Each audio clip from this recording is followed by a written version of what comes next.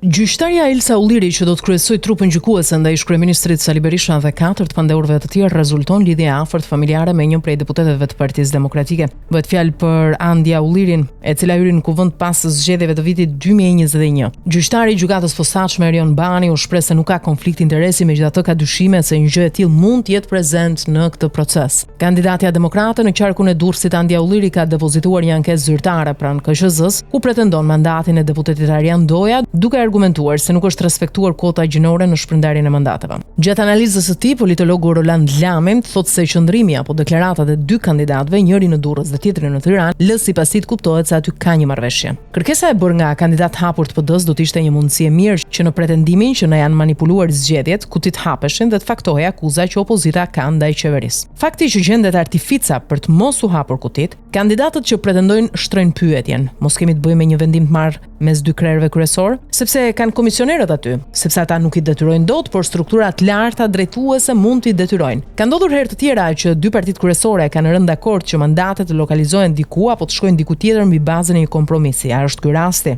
Qëndrimi deklaratat e dy kandidatëve, njëri në Durrës dhe tjetri në Tiranë, lë të kuptohet se aty ka një marrëveshje. Nuk mund merret vendimarrje nëse nuk ka një udhëzim politik lart. E ndërthurur kjo dhe fakti që luhet për një kandidat që është pjesë e një konteksti të një vendimarrje të caktuar lind dyshimi arsyeshëm që të gjykohet që ka pazar, marrëveshje brenda partive që nuk kanë interes ta ekspozojnë, thotë ai.